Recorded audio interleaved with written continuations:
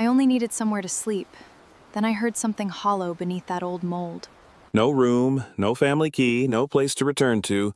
Just one canvas backpack and $4 she had saved from washing dishes after the funeral. And with that $4, she bought a soot-blackened pewter tankard forge in Burlington County, New Jersey, abandoned since it vanished from county maps in 1958. Its brick chimney had collapsed through the roof. Rain had opened a long black seam above the bench.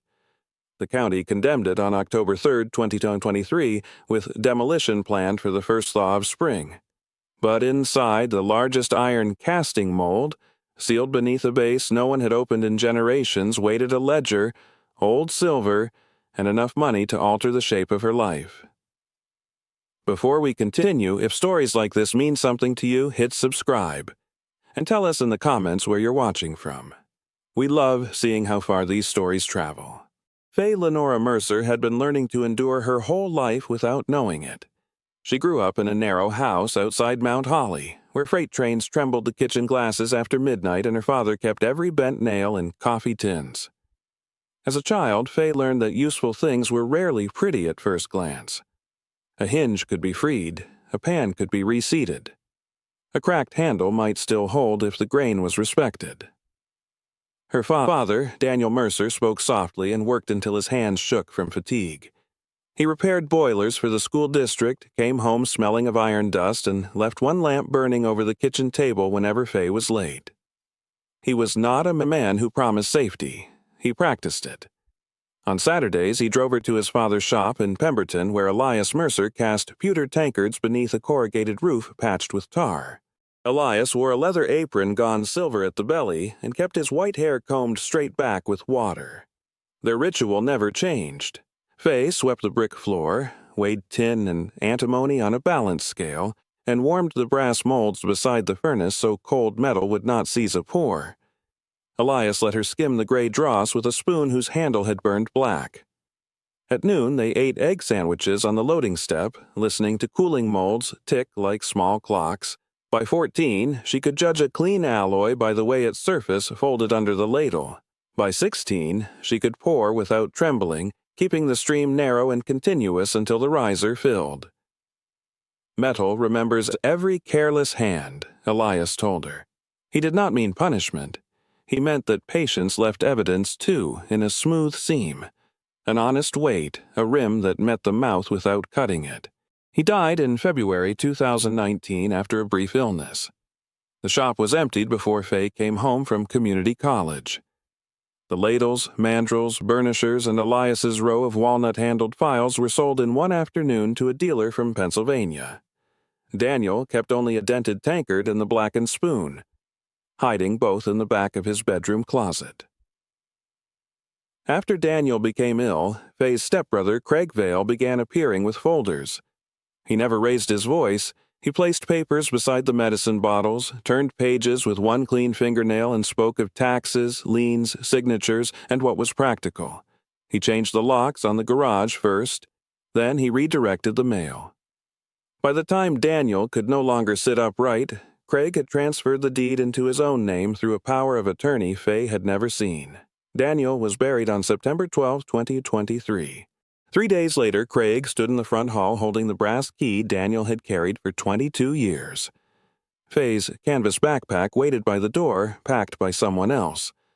Her stepmother Elaine remained at the dining table with both hands around an empty cup. Craig set the key on the radiator and said, "This house is mine. You need to leave." 8 words. Elaine looked at the steam stain above the cup and did not speak. Faye lifted the backpack, touched the radiator once where the key had warmed the paint, and walked out before dusk. For 6 weeks, she moved north and south according to where buses stopped running. In Camden, she slept 2 nights beneath the concrete lip of a parking garage, using her backpack under her knees so it could not be taken. In Cherry Hill, she spent 3 nights in a laundromat until the owner began locking the restroom. She rode to Trenton and slept in the station until police cleared the benches at 4 in the morning. When rain came, she sat upright in an all-night diner near Hamilton and bought 1 cup of coffee every 3 hours. Her money fell from $31 to $18, then $9. She washed in library sinks, dried her socks beneath hand dryers, and carried the dented pewter tankard wrapped in a shirt. The $4 at the bottom of her coin purse remained untouched because they had come from Daniel's coat pocket, found after the funeral. On October 27th, she entered the Burlington County Library to escape a cold rain that had soaked the shoulders of her jacket. Near the public computer stood a corkboard crowded with tutoring cards, estate notices, and handwritten offers for split firewood. One county notice had curled at the corners. Abandoned structure, tax foreclosure disposal. Sealed bid minimum, $4. Beneath it was a grainy photograph of a low forge with a broken chimney and a faded oval sign. Faye leaned close enough to see one surviving word beneath the soot. Pewter. She copied the parcel number onto the back of a bus receipt. The bid window closed at noon the next day. Mount Holly was 11 miles away, and the last of her usable money would not cover every connection. She put the $4 in her left pocket, wrapped the tankard more tightly, and began walking before the library closed. By morning, the forge would either belong to the county or to the last person who still knew why its molds had to be warmed. Faye reached Mount Holly while the courthouse clock was striking 11, her wet shoes making a soft sucking sound against the pavement.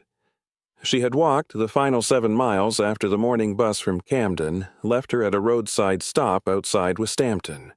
The night before, she had slept beneath loose hay in a dairy barn with one side open to the fields. The temperature dropped to 34 degrees, cold enough that she woke every hour and flexed her fingers around the pewter tankard beneath her coat. At dawn, she brushed straw from her hair, thanked the empty barn aloud, and followed the county road beneath a sky the color of unpolished tin. Mount Holly was already moving through its Friday business. A bell sounded above the door of Russo's Bakery. 2 mechanics rolled tires outside Millrace Auto. The narrow windows of Haynes Pharmacy held faded cardboard advertisements, while steam clouded the glass at the Garden State Diner. Across the street, Everett Hardware displayed snow shovels beside sacks of rock salt, though the walnut trees along the courthouse square still carried half their leaves. Faye checked the bus receipt in her pocket and entered the county administration building with 12 minutes remaining. The security guard glanced at her backpack but did not ask her to open it. She climbed one flight of stone stairs, past a row of framed survey maps, and found the Office of Property Disposition behind a frosted glass door. Inside, fluorescent lights buzzed over gray filing cabinets. A brass wall clock showed 11:51. The clerk behind the counter wore her reading glasses on a silver chain, one lens held together at the hinge with clear tape. Her nameplate read, Mrs. Marjorie Bell, Senior Records Clerk. "I'm here about parcel 47-18, Faye said. Mrs. Bell looked first at Faye's damp sleeves, then at the 4 folded dollar bills in her hand. "The old pewter works, yes, ma'am." The clerk pulled a brown folder from a cart and rested both palms on it. "You understand the property has no electricity?" "Yes, ma'am." "You understand the well has not been tested since 1986? "Yes, ma'am." "You understand the chimney is unsafe and the roof has failed?" "Yes, ma'am." "You understand the county will not refund your payment if the structure collapses tomorrow?" "Yes, ma'am." Mrs. Bell studied her for several seconds. The clock behind her moved through 11:55 with a dry mechanical click. "Do you have identification?" Faye handed over her state card. Mrs. Bell copied the name onto the bid sheet, stopped, and read it again, Mercer. Faye nodded. The clerk opened the folder and turned past the tax certificates to a brittle inspection report. A smaller envelope had been clipped to its back. On the envelope, written in blue ink, were the words Elias Mercer, Historical Inquiry, 1994. Mrs. Bell lowered herself into her chair. "Was Elias your relation, my grandfather?" The room seemed to quiet around the electric hum. Mrs. Bell removed the envelope but did not open it. "He came here 3 or 4 times, she said, always on a Tuesday. He wanted the original workshop maps and the old trade registrations. Said his family had worked pewter somewhere near the Rancocas, but the records stopped after the 50s. He never told me that. He may not have found enough to tell." Mrs. Bell touched the envelope with one finger. "He had hands like yours. Burn marks across the knuckles." Faye looked down. A thin white scar crossed her right thumb where a mold hinge had caught her at 15. Mrs. Bell slid the bid form forward. "You have 5 minutes." Faye signed where the clerk marked in pencil. Her handwriting wavered only on the first letter of her surname. Mrs. Bell counted the $4, flattened each bill beneath the heel of her hand, and placed them in a narrow cash drawer. Then she carried the deed to a wooden press at the end of the counter. The press had a curved brass handle polished by decades of use. Mrs. Bell inserted the paper between its plates and pulled down with both hands.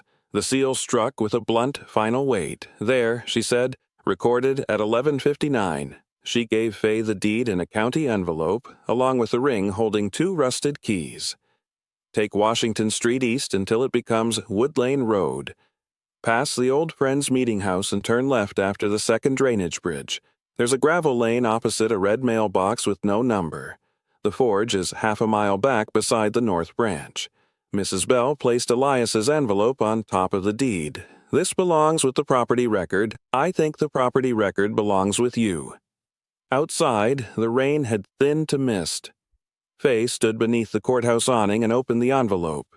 It contained 3 photocopied maps, a trade license index, and a note in Elias's square handwriting.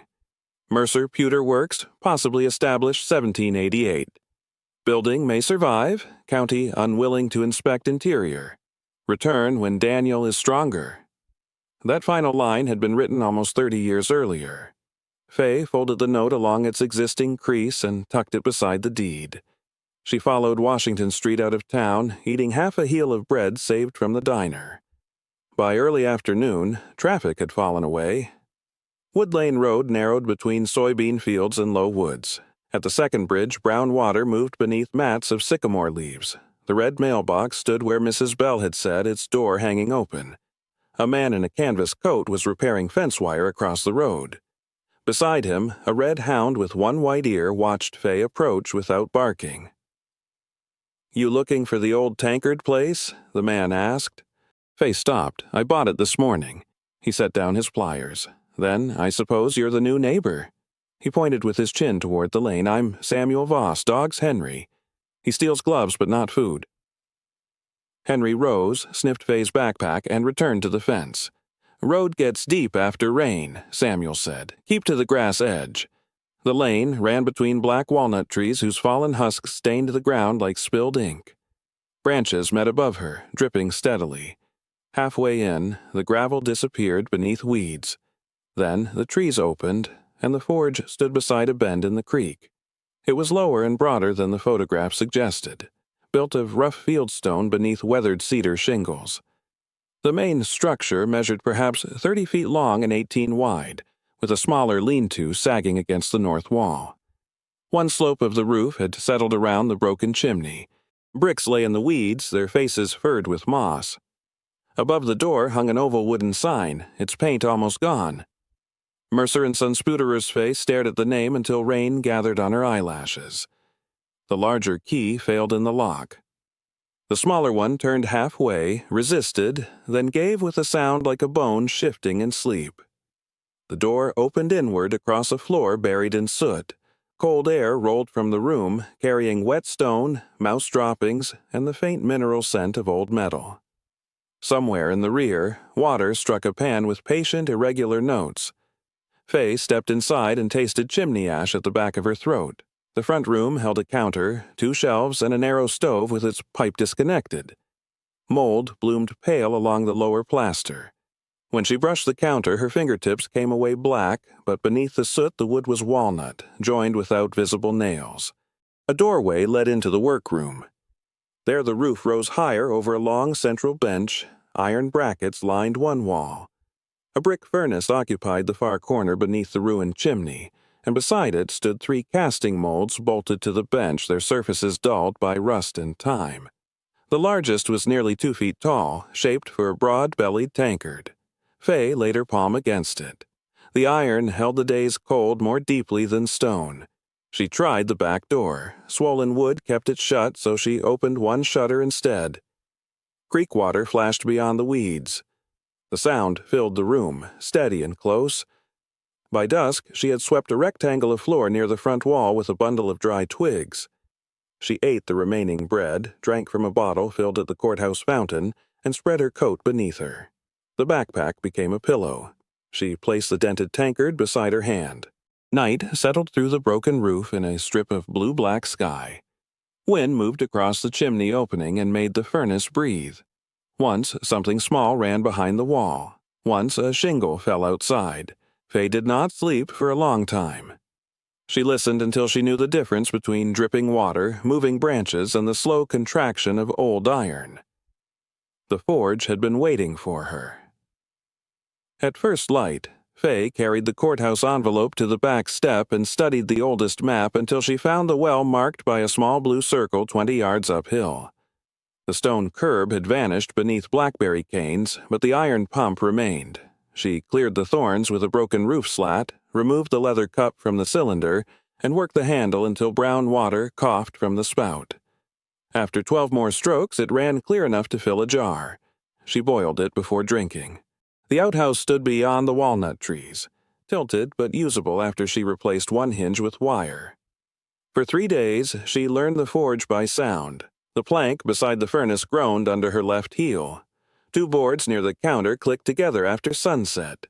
The workroom floor stayed silent except for one low creak beneath the main bench, so deep and brief that she first mistook it for the creak shifting stones. On the 4th morning, she walked back to Mount Holly, carrying Mrs. Bell's directions and a list written on the reverse of an inspection notice. Everett Hardware smelled of pine boards, fertilizer, and the hot dust from an old radiator. Bells above the entrance struck twice when she opened the door. The owner stood behind the counter sharpening a carpenter's pencil with a pocket knife. He was broad through the shoulders, with a crescent-shaped patch of white hair over his left ear. "Morning," he said. "Samuel told me somebody bought the Pewter place, Faye Mercer." The knife stopped. Walter Everett. He folded it closed and offered his hand.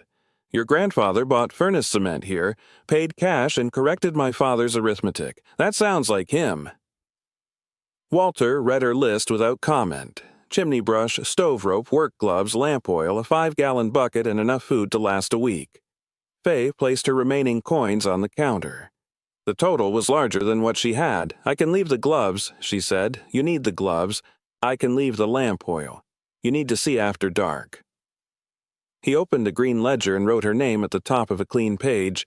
"I don't know when I can pay." Then, "Don't promise a date," he added the purchases in blue pencil. "Bring money when there's money." From beneath the counter, he took a stained paperback called Repairs for Rural Houses and placed it on the bucket. "That one's free. The roof chapter lies about how easy roofs are, but the chimney section is honest." Faye bought a wire chimney brush for $6.75, 50 feet of rope for $4.20, a sack of furnace cement for $5.40, lamp oil for $2.10, and a pair of leather gloves for $3.85. Walter added 2 cans of beans without writing them down. Back at the forge, she began with the chimney, because no other repair mattered if she could not make heat. The collapsed top prevented her from working from above, so she removed the stovepipe and sealed the front of the firebox with a damp feed sack. She tied the wire brush to the rope, fed it upward through the smoke chamber, and pulled from beneath while standing to one side. The first pass released a dry whisper. The second brought down flakes of creosote as thick as walnut bark. By noon, black dust covered her neck and settled in the folds of her sleeves. She emptied the firebox into the bucket, then repeated the pull until the brush stopped catching. In one section, the rope would not move. She climbed the exterior wall using gaps between the field stones, reached through the broken chimney crown and loosened a nest packed with twigs, cloth, and the pale skeleton of a bird. She worked 9 hours. Near dusk, she held a mirror inside the firebox and angled it toward the sky. A thin white oval appeared above the smoke shelf. The passage was not perfect, but it was open. Faye patched the worst cracks with furnace cement, pressed stove rope into the pipe collar, and waited until the following afternoon before testing it. She built the fire small. Dry twigs, 3 split pieces of walnut, and 1 roll of newspaper Walter had wrapped around the lamp oil. The match flame bent toward the draft. Smoke rose through the throat, hesitated, then disappeared. None entered the room. She fed the fire slowly and set a dented saucepan over the grate. The beans warmed with creek water, salt from a paper packet, and half an onion Samuel had left on the step. When the first steam touched her face, Faye sat cross-legged on the floor and ate from the pan with Elias's blackened spoon. The meal was plain and hot. That was enough. The next morning, she opened both shutters and began taking inventory of the workroom. A row of 7 pewter ladles hung above the furnace, each marked by the size of its bowl. 2 brass polishing wheels rested beneath a canvas cover, their leather belts hardened but unbroken. A foot-powered lathe stood against the north wall. Beside it lay a set of tapered mandrels for rounding handles and rims. 3 wooden drawers held powdered rotten stone, chalk, and dark polishing rouge. A narrow rack contained 6 brass molds for buttons, spoons, and small measures. At the center bench, the 3 tankard molds remained bolted in place. The smallest opened after she soaked its hinge with lamp oil. Inside, the casting surface showed a clean, bellied cup with a narrow foot. The second mold had lost 1 alignment pin. The largest did not open at all. Faye brushed soot from its shoulders and found 2 locking wedges, both frozen. She tapped them with a wooden mallet, listening for the blunt sound of iron seated against iron. The left side answered solidly. The right produced a faint hollow note near the base. She tapped again. Hollow. The sound did not belong to the mold cavity. Elias had taught her to test old castings by sound when cracks were too fine to see. Healthy iron gave back 1 dull voice. A hidden void answered differently. Faye loosened the 4 bench bolts with lamp oil and a length of pipe fitted over the wrench handle. The mold should have weighed close to 100 pounds. Instead, when she lifted one end onto a block, the base resisted with more weight than its dimensions allowed. She knelt and wiped the underside clean. The iron base had been cast with a shallow circular recess. At its center sat a cedar disc darkened by soot, fitted so closely that its grain followed the surrounding metal. No screwdriver slot showed. Only 3 small pinholes formed a triangle near the edge. Faye found a rusted awl in the tool drawer and pressed it into 1 hole. The disc shifted less than the width of a fingernail. She worked around the triangle, moving each point in turn until the cedar plug rose enough to grip with pliers. It came free without breaking. Behind it was a narrow iron tube leading upward into the mold base. Faye inserted 2 fingers and touched oilcloth.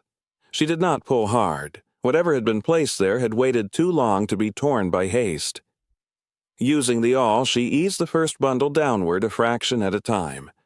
The oilcloth was stiff, bound with waxed cord and coated in the dry dust of cedar. A second package followed, then a small tin box that scraped softly against the tube. She arranged them on the bench in the order they emerged. The first bundle contained tools wrapped in linen. A short pewter ladle with a horn handle, 2 curved scrapers, a polished steel burnisher, a scribe, and a narrow punch engraved E. Mercer. The handles had been rubbed with linseed oil before storage. Even after decades, the wood retained a faint warm scent. The second bundle held bars of old pewter alloy, each stamped with a maker's mark. Faye nicked one edge with the scribe, the metal cut cleanly, neither brittle nor soft. Inside the tin box lay a leather ledger, a sealed letter, 3 cloth rolls, and a tarnished military medal.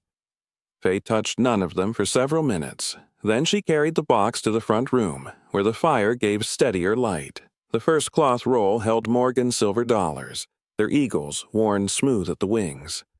The second contained walking liberty, $50, and a handful of barber quarters.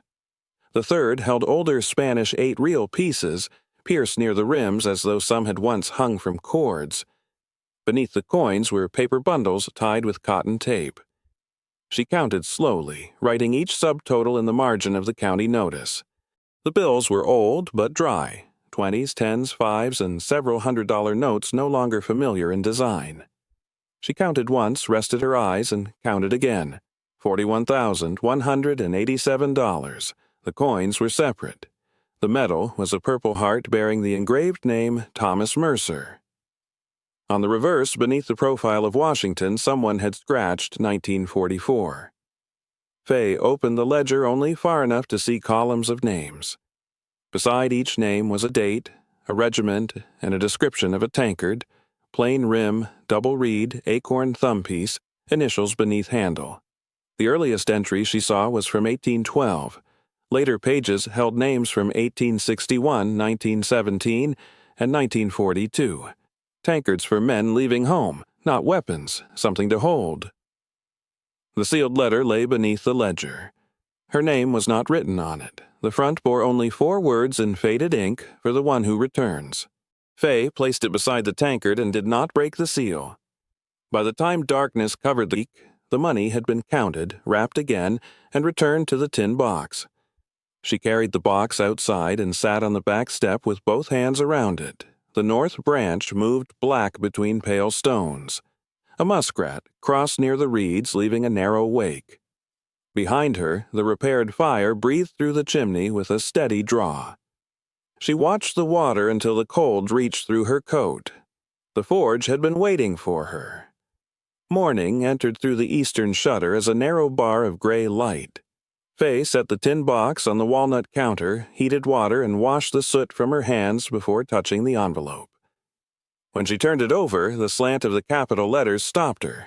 She had seen that hand on furnace notes, birthday cards, and labels tied to her grandfather's tools. The letter had been written by Elias Mercer. She loosened the seal with steam from the kettle and unfolded 4 thin pages. My dear one, whoever you are, if you have found this letter, then you have opened the master mold without breaking the cedar seal, which tells me you possess either patience or good instruction. I hope it is both. I am writing from St. Francis Medical Center in Trenton, where Dr. Miriam Kessler has told me that the cancer in my pancreas has spread to my liver. She has been direct, and I am grateful for that. I may have months, I may have less. Daniel believes I am recording measurements for the old shop. In a way, I am. Our line in this trade began with Josiah Mercer, born near Burlington in 1761. He opened the first forge by the North Branch in 1788, after apprenticing in Philadelphia. His daughter, Ruth Mercer, born in 1878, after the family had returned to the property from Camden, kept the ledgers and learned the molds when her brothers left for other work. Her son Thomas Mercer took over in 1908. Thomas's boy, Samuel Elias Mercer, carried the craft through the Depression, and I, Elias Daniel Mercer, learned beside him in 1946. 4 generations worked beneath this chimney, though the names on the sign did not always tell the whole truth. The trade closed on November 14, 1958. After that came more than 30 years of silence. The roof failed by degrees. The furnace cooled. County men changed parcel numbers, and people forgot what had been made here. I searched for the forge because my father made me promise that someone would.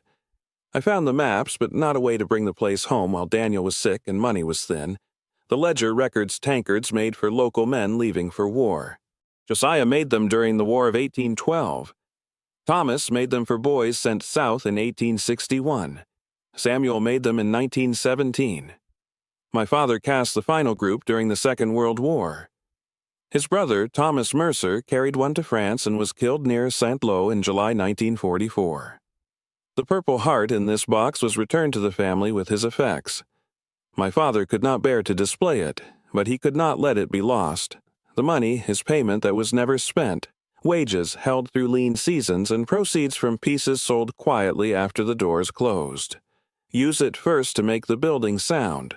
Do not make it grand. If you return to Pewter, remember these things. Warm the brass mold to roughly 350 degrees before the first pour. For sound, modern alloy, use 92 parts tin, 6 parts antimony, and 2 parts copper unless the work requires another recipe. Keep the melt near 500 degrees and never let it roll like boiling water. Pour in 1 narrow stream, hold steady for 5 seconds after the riser fills, and leave the casting untouched until the surface loses its wet shine. Do not polish away the evidence of the hand. A clean seam is enough. A vessel should feel honest before it looks handsome. Behind the back door, beneath the 3rd walnut tree from the creek, there is a small stone bearing Ruth's mark, a tankard crossed by a willow branch. If that stone remains, then the place still knows its own name. Inheritance is not money hidden in iron. It is work kept ready for someone who has not yet arrived. It is a roof repaired well enough for another winter, a tool sharpened before it is put away, and a table left clean for the next pair of hands. The house is not empty. It has been waiting. You are welcome here. Elias Daniel Mercer, March 6. 1999 Faye read the letter once without moving. The second time she followed each line with the side of her thumb, as Elias had followed measurements in his notebooks.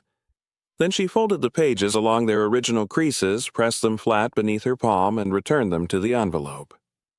The back door opened after she drove a flat scraper around its swollen frame and leaned against it with her shoulder. Cold air entered, carrying water and leaf mold. She counted the walnut trees from the creek. Beneath the third, briars had grown around a low stone almost level with the soil. Faye cleared it with her hands. The carving was shallow but visible, a handled tankard crossed by a single narrow branch. Rainwater had darkened the cut lines. She sat beside the marker until mud soaked through both knees of her jeans, one hand resting on the stone as though checking for warmth. Inside, she unwrapped the horn-handled ladle from the oilcloth. Its bowl was blackened, and a small hook had been forged into the end of its handle. Faye filled the bowl with lamp oil, twisted a strip of clean cloth into a wick, and lit it on the front counter. The old ladle held the flame without complaint. As evening gathered, small kindnesses arranged themselves around the room. Mrs. Bell had placed Elias's envelope in her hands instead of returning it to the archive. Walter Everett had opened a credit page without demanding a promise. Samuel Voss had left an onion on the step and stacked 3 dry logs beneath the eave. The waitress at the Hamilton diner had refilled Faye's cup after closing and turned away while she slept 10 minutes against the wall.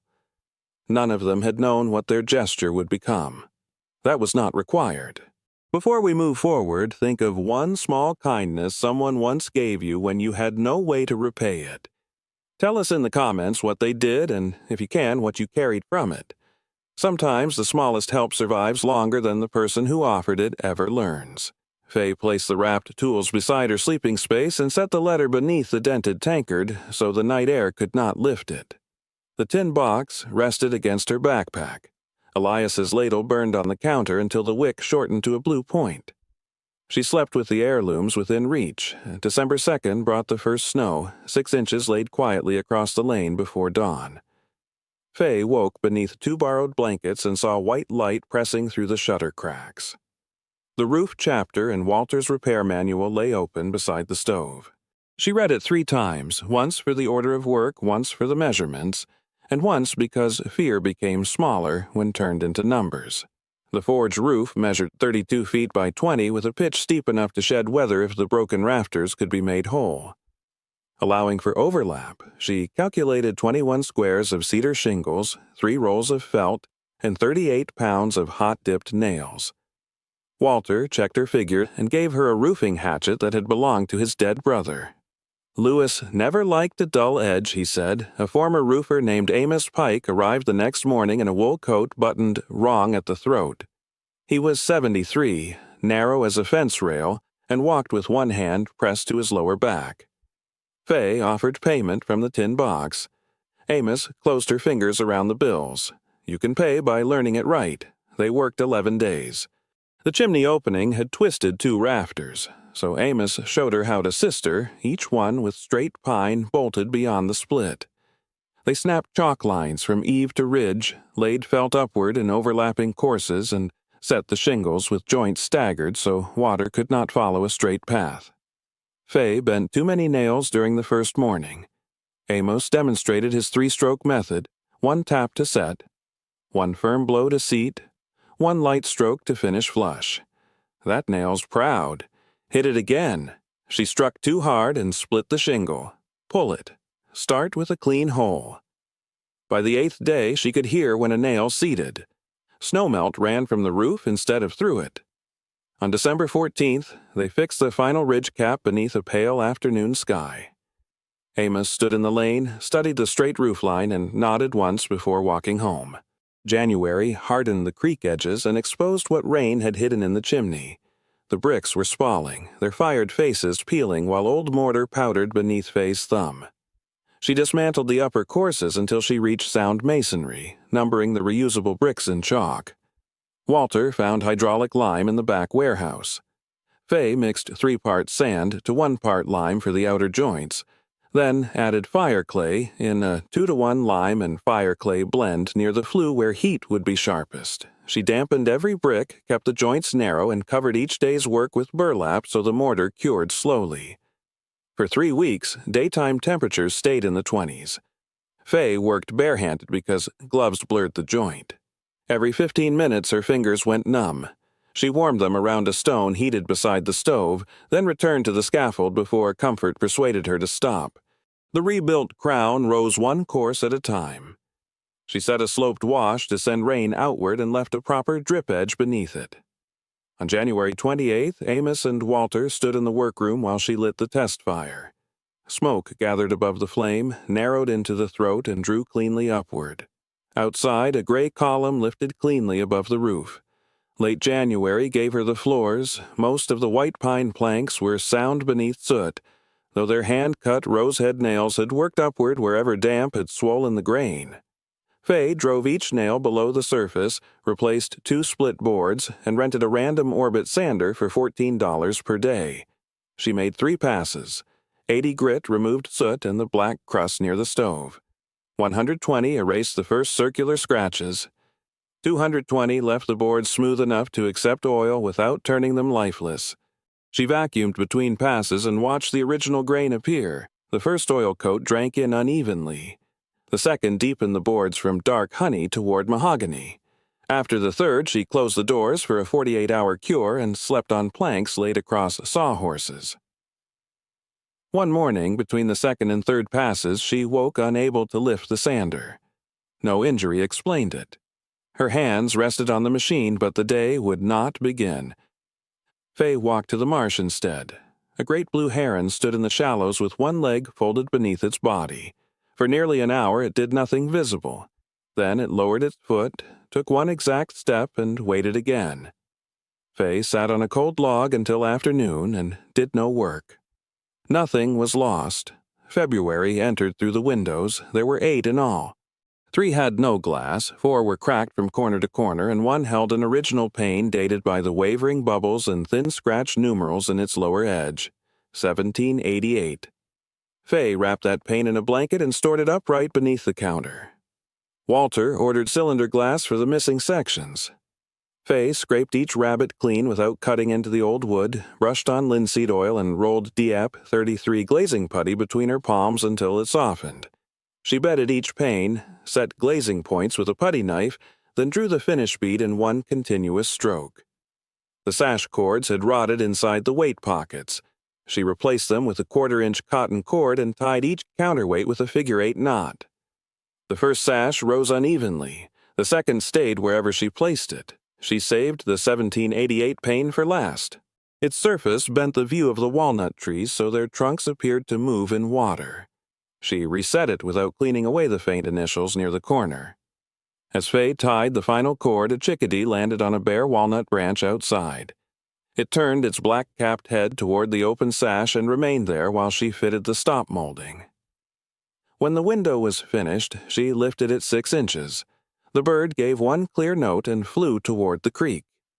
By late February, the walls became the next honest problem. Behind loose plaster, Faye found hand-split oak lath, each strip uneven and darkened by 2 centuries of smoke. Near the chimney, 3 early patches failed before noon. The first slumped because the wall was too dry. The second cracked when she made the coat too thick. The third pulled free with a sound like wet cloth tearing. Walter brought an old burlap bag from his warehouse. Inside was horsehair, saved by his father from a demolished farmhouse. "Thought it might outlive us," he said.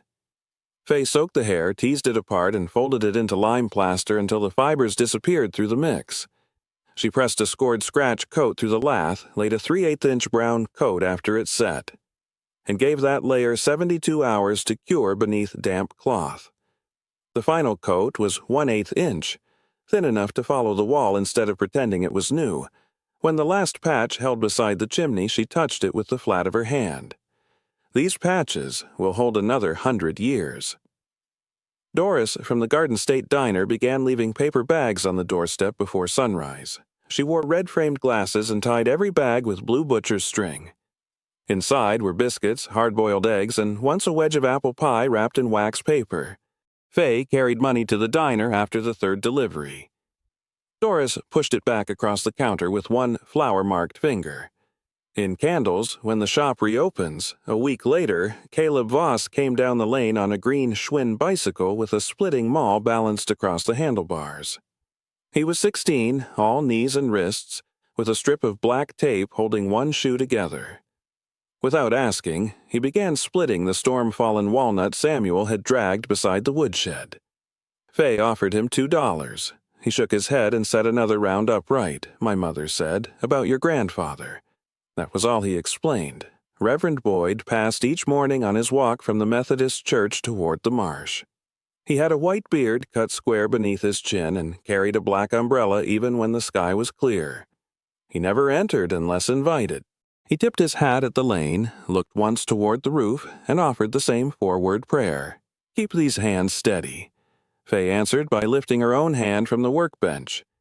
By March, the gesture had become enough. She postponed the cellar until February 11th. The entrance lay beneath a trapdoor behind the furnace. 7 granite steps descended to a 12 by 15-foot floor made from fitted fieldstone. Moisture silvered the walls, but the ceiling joists were sound. At the center lay a dressed granite slab, too regular to belong among the rough stones. A tankard crossed by a willow branch had been carved into its surface.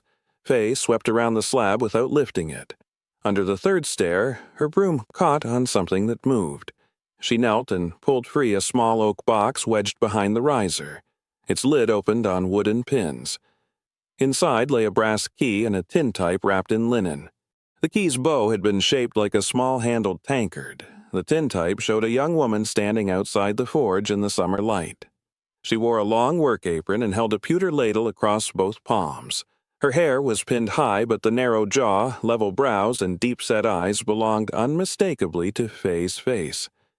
On the back, scratched through the black varnish, were the words, Ruth Mercer, daughter of Josiah, age 25, summer of 1903. Faye carried the photograph upstairs before dusk. She placed it beside Elias's letter and hung the brass key from a small nail above the mantel. She tried it in the doors, the tool chests, the mold locks, and the old counter drawers. It opened nothing. She left it where the firelight could reach it. March loosened the snow from the north side of the forge. By April, the creek ran loud enough to be heard through closed windows, and green catkins hung from the walnut branches like narrow tassels. Mud replaced ice along the lane. Frogs began calling after dark.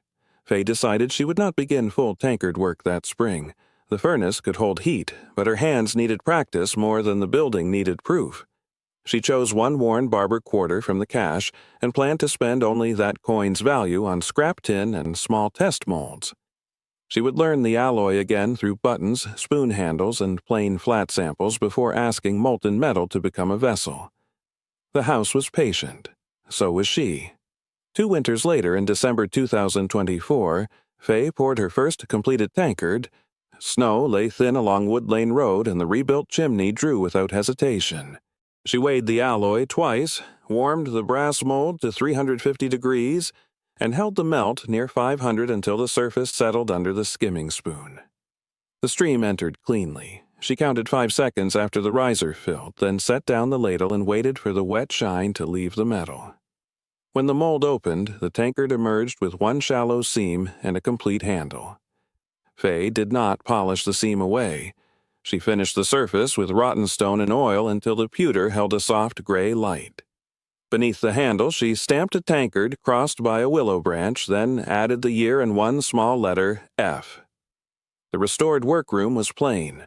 The white pine floor bore marks from boots and dropped tools. Repaired plaster followed the old walls without straightening them. 8 windows admitted winter light, including the wavering pane from 1788. The central bench remained scarred, and the master mold still held the cedar opening in its base. Nothing had been made grand. The brass key stayed on the mantel until a January wind brought down a dead limb from the third walnut tree. Faye and Caleb cut the broken wood into stove lengths. When the snow beneath the trunk was cleared, Caleb noticed a dark rectangle fixed to the far side of the tree, waist high and nearly hidden beneath bark. It was a brass plate, green at the edges. A small keyhole sat below, the same craft mark carved into Ruth's stone. Faye took the mantel key outside. It entered without resistance. Behind the plate was a narrow cavity lined with cedar. Inside lay a folded 48-star American flag and a note sealed in wax. The fabric smelled faintly of wood smoke and old rain. Faye carried both indoors before opening the paper. The note had been written by Ruth Mercer on October 18th, 1918, while American soldiers were still fighting in the Meuse-Argonne campaign. She wrote that her younger brother Samuel had gone to France carrying a tankard cast in the family mold. Their mother had folded the flag for his return, though no telegram had yet come. Ruth feared that men remembered wars through dates and generals, while families remembered a coat left on a peg, an empty chair, and a cup no one moved. If Samuel returned, the flag was his. If he did not, it should remain in the tree until someone from the family understood that waiting was also a form of work. Samuel returned in 1919 with a damaged lung and lived long enough to teach his son the trade. The flag had remained where Ruth placed it, because perhaps survival had not answered every part of her instruction. Faye refolded it along the old creases. She stored Ruth's note beside Elias's letter and built a shallow walnut case for the flag, using no glass that would trap moisture against the cloth. On July 16, 2025, the anniversary of Thomas Mercer's death near St. Lo, Faye carried his Purple Heart to the Brigadier General William C. Doyle Memorial Cemetery in Wrightstown. His body was buried in France, but Samuel Elias Mercer rested beneath a plain military marker there. She placed the medal against the stone for the length of one prayer. Reverend Boyd stood several paces away with his hat in both hands. No speeches were made. Before leaving, Faye wrapped the medal again and returned it to the forged ledger. She used 4 coins from the cash. The first paid for scrap metal when she began practicing. The second bought a new crucible after the old one developed a hairline crack. 2 silver dollars were exchanged for the cedar, and brass needed to make the flag case. The remaining money, notes, and coins went back into the tin box. Faye added a written account of every repair, every purchase, and every object returned to service. She sealed the box with new oilcloth and placed it inside the master mold. On the outer fold, she wrote, "For the next one." The shop reopened without announcement. Doris pinned an index card to the cafe corkboard between a piano lesson notice and an advertisement for seasoned firewood. Mercer, Pewter repairs, small orders, plain work inquire. Doris wrote no address. Anyone who asked received directions drawn on the back of a paper placemat. The first order was for a broken christening cup. The second was a pair of spoon handles worn thin after 60 years. By spring, more than 40 names had been written into a mailing ledger, though Faye sent only one folded page each season listing what she could make and how long careful work required. There was no online store, no sign appeared on the highway. People came down the Walnut Lane one at a time. Caleb returned the following November carrying a long board wrapped in an army blanket. He had grown broader in the shoulders and no longer held his bicycle together with tape. "I made something," he said. The board was black walnut, hand-planed and carved with letters deep enough to gather shadow. At the top, he had copied the old oval sign exactly. Mercer and Son Spooterers beneath the word Sons. However, Caleb had fitted a separate strip of wood. Daughter's Faye ran her thumb through the fresh carving. The old sign never said that. It should have. He had left the tool marks visible at the edges of every letter. She did not sand them smooth. Together, they hung the sign above the door on the original iron hooks. It moved slightly in the cold wind, the new words beneath the old ones, neither apology nor correction, only a fuller record. That week, Faye began a letter of her own. She wrote at the restored counter after closing with Ruth's tintype propped against the lamp. The first pages contained practical instructions, how to test the well after a flood, where the roof shingles had been doubled near the chimney, which floorboard lifted without damage, and how to warm the master mold evenly before a pour. Then she turned to the work itself. "My dear one, whoever you are, if you have found this," she wrote, "do not hurry to become worthy of the place. Sweep first. Listen to the draft. Learn which tools can still serve and which must be laid down. make one useful thing before attempting a beautiful one. She did not sign the letter, not yet. Outside, evening gathered between the walnut trees. The creek moved under a skin of new ice, and smoke from the chimney crossed the lane before dissolving over the fields. Inside, a finished tankard cooled beside the furnace while Faye cleaned the ladle and returned it to its hook. The forge had been waiting for her. Years earlier, Mrs. Bell had placed Faye's $4 bills in the county cash drawer.